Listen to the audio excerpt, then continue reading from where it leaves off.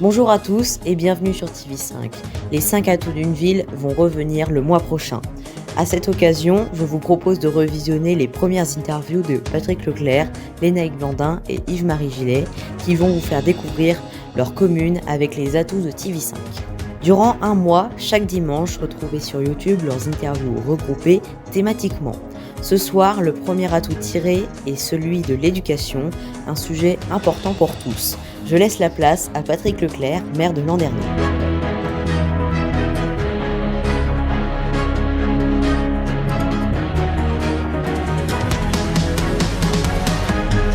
L'éducation. Il est temps donc de parler de l'éducation et comment choisir cet atout sans parler du nouveau collège de Charles de Gaulle, ouvert depuis la rentrée du 2 septembre 2024. Nouveau collège public depuis la rentrée donc, qui a pour but de désengorger le collège de Mesquat. Nouveau collège qui accueille pour l'instant les 6e et 5e, mais à terme accueillera tous les niveaux du collège. Il a été conçu à but d'être autonome en énergie. Ce projet du second collège public était-il prévu depuis longtemps ? Même mon prédécesseur, enfin l'équipe précédente en parlait. En fait, on avait un collège à Landerneau public qui était saturé, il a fallu l'agrandir, etc. Et à force d'être saturé, certaines communes voisines ont dû aller s'orienter vers d'autres collèges, vers Nipparol, vers Laurent-les-Quérions. Donc il devenait indispensable que ce collège se réalise, à la fois pour désaturer le collège de Mesquat, et puis également pour retrouver le bassin de vie avec les communes environnantes. Et donc ça a mis du temps, peut-être sûrement un peu trop, mais ça y est, il est là, et on l'a voulu en ville, parce que on considère qu'il faut renforcer aussi la centralité.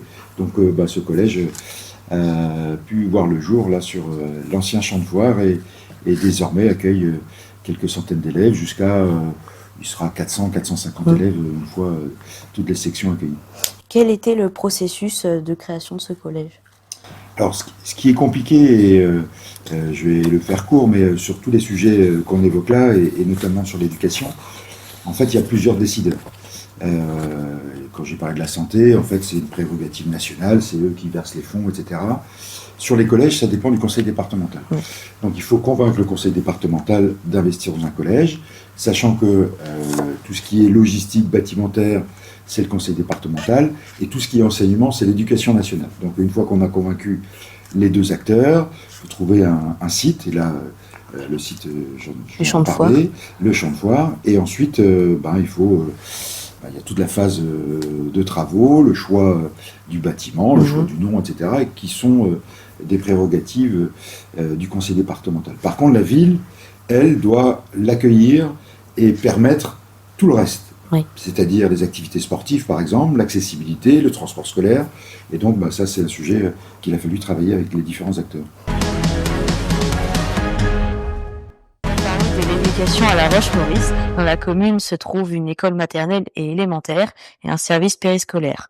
Dans l'établissement, au niveau primaire, un total de 103 élèves pour l'année 2024-2025. Des portes ouvertes ont été organisées le vendredi 7 mars de 17h à 19h. Depuis 2020, comment se porte l'école de la commune ?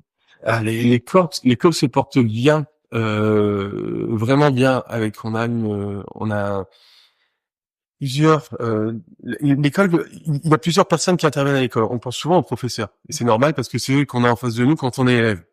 Mais on a aussi le personnel de cantine, le personnel de ménage, le personnel d'animation, ceux qui font l'accueil périscolaire, ceux qui animent le mercredi les garderies aussi et pendant les vacances scolaires. Et comme tout est concentré au même endroit, quand on parle d'équipe, moi je parle d'équipe, j'intègre vraiment tout le monde, et aussi bien au niveau enseignement, éducation nationale que le personnel périscolaire. On a des équipes qui sont motivées, qui travaillent bien ensemble et qui sont toujours fortes de propositions. Je pense que ça fonctionne. Je suis vraiment très très fier de ce travail-là parce que ça crée vraiment une harmonie, et quand on arrive à l'école, on sent une sérénité, aussi bien des adultes que des enfants. Et ça c'est chouette. Avec des naissances en hausse sur un an, si ce relevé positif se poursuit, allez-vous ouvrir de nouvelles classes dans les prochaines années ?